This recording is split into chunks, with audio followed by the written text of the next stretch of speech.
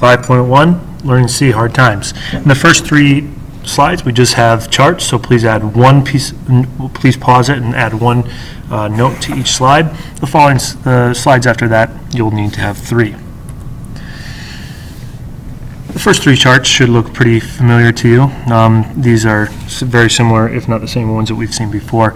The unemployment rate in the 1930s was obviously significantly higher than at any point in American history. You can see it peaked at about 22 or 23% and was very high throughout all of history. As we talked about in class, 5% is generally the decent percentage rate that says if it's above it, it's too high, if it's below it, it's okay. Just recently, as of October 2013, the interest rate has been lowered to 7.2%. It's been pretty high for a while, so that's seen as a success. The real gross national income per capita, again, real means it's adjusted for inflation. That means simply you just don't have to worry about inflation over time in this chart.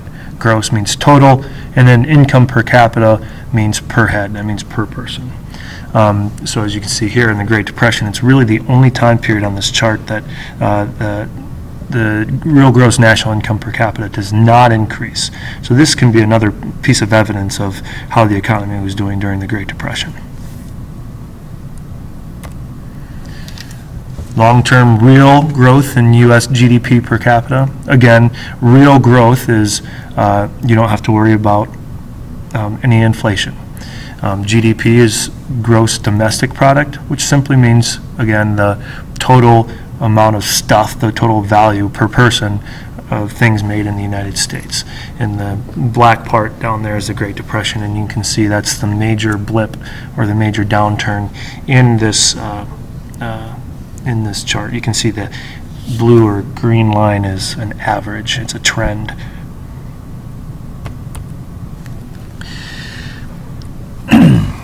Something that people don't think about a lot is how banks actually run. They don't use your money, or I'm sorry, they don't just have a box with your name on it and they put all the dollars that you bring in there. They actually use your money to make profit for themselves.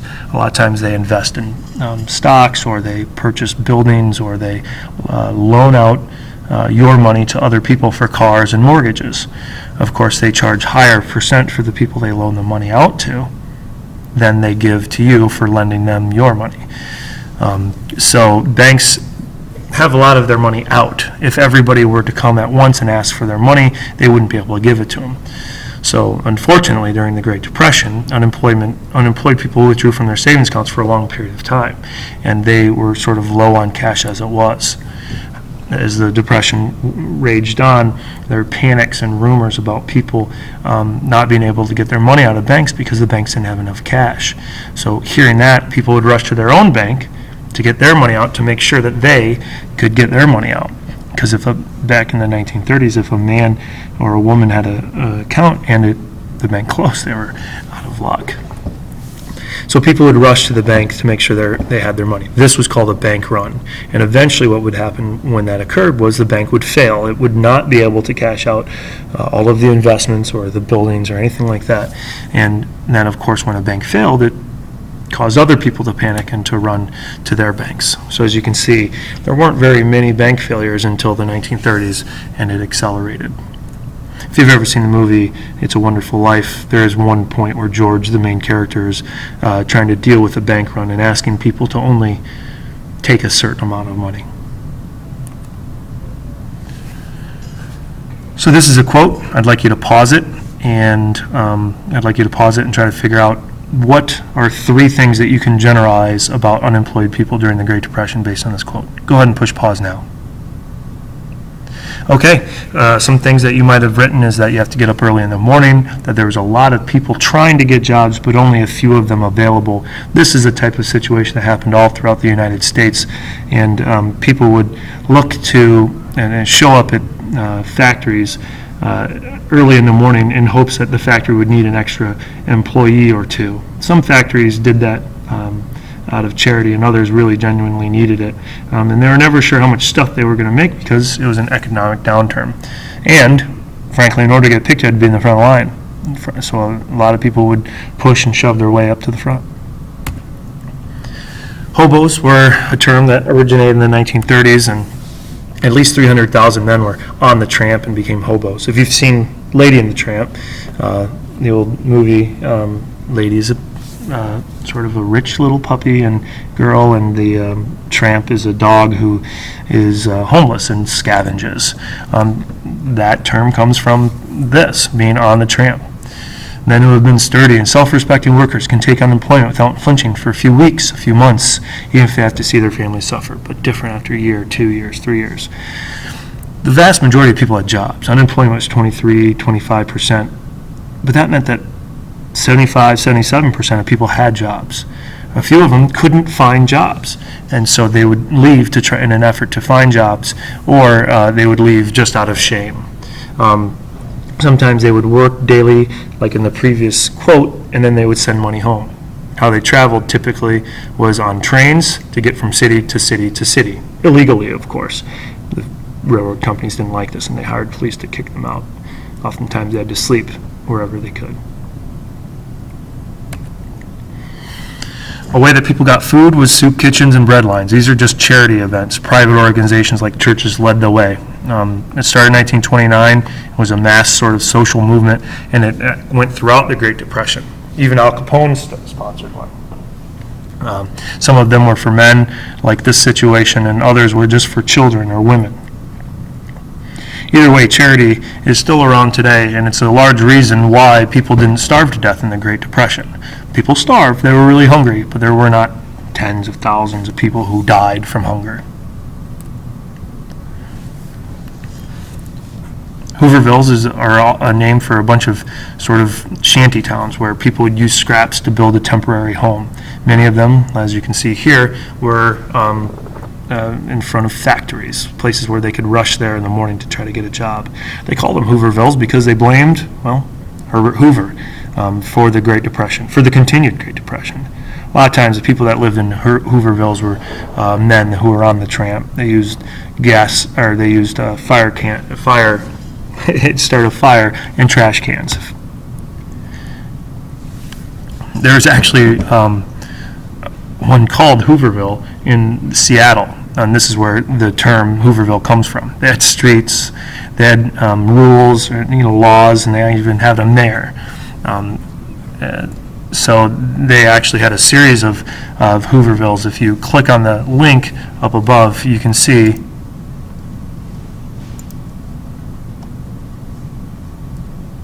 that there were a few along the highway here, and along in front of the shipyards and in front of railroad. So because of this, anytime people saw a shanty town or they saw a group of houses that were built, they would call it a Hooverville. Unfortunately, with any depression, what happens is nutrition isn't very good. Milk consumption declined, and little kids need a lot of calcium and nutrients like that. Otherwise, they would get a disease like rickets. There was many cases of rickets where there was not enough vitamin D, causing weakness of bones. A whole lot of schools had shut down because schools are run by taxes, and well, in an economic downturn, people don't have money, so schools can't be run. Oftentimes, teenagers would end up on the tramp. Here's some examples of some bow-legged and knock-kneed kids who had problems because of rickets.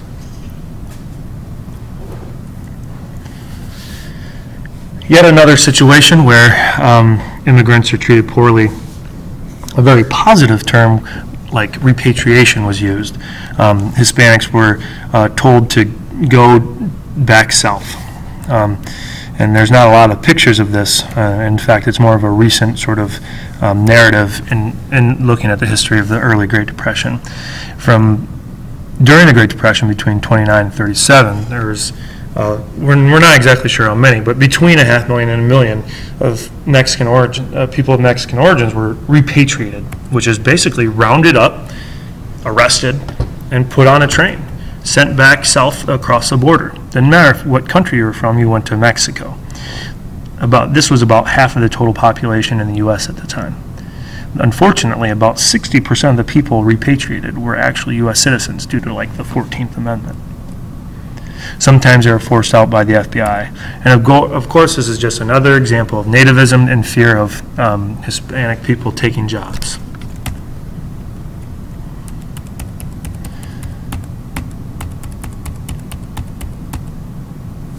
This is where I'd like you to watch Brother, Can You Spare a Dime? You can either search it on YouTube or find the video by going through the link on the blog.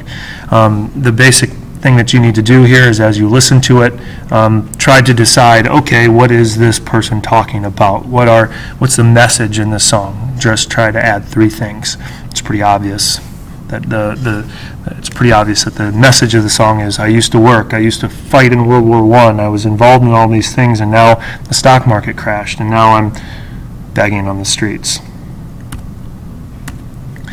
The last thing is the Dust Bowl. The Dust Bowl was basically an area in the country who went through an extreme drought during the Great Depression. Prices of farm goods were falling. Farmers had a lot of debt because of combine and other tractors that they had to use in order to make enough to make money. And on top of that, there's a huge drought. So when there's a drought, you can't make crops grow. Farmers don't grow crops. They create conditions that are good for crops to grow, and then the crops grow. And when the conditions, like something like water, is not there, there's not much they can do. Here are some pictures of the dust. And what would happen is, because there was no grass, or because there was over farming all over the place, there was exposed dirt, and then it dried and dried and dried. So every time that there was a windstorm or high winds, it would blow up the dirt into the sky. Sometimes the dirt reached as far as New York City. As you can guess here, there's not a whole lot of escaping from this. These homes are not well sealed, and even if this hit yours or my home right now, we would get dirt in through the windows or through the doors, underneath the doors, or through the dryer vents. These homes are significantly less sealed than ours. And of course, breathing in the dust is bad for your lungs, especially for children. So many farmers went through bankruptcy. That's when a person declares they can't pay their bills any longer. They can't pay their debts. So they would go through a process, and they would basically be done with their debt. But they did have to sell their farms, and they did have to sell their equipment. You can see also here the price of the value of the crops that they were growing before World War I and during the 1930s had dropped. So many farmers were without their land, without anywhere to go. So many of them packed up into their car with whatever belongings that they had left. African American tenant farmers were in the same situation in the South. And they left, and they went all over the country, mostly to rural areas, and they were nicknamed Okies.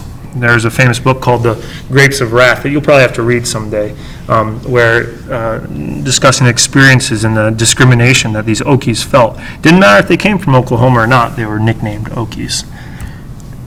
And unfortunately, the people in these new towns were not as receptive to them. It's just another example of a tough time in the Great Depression. And that's it.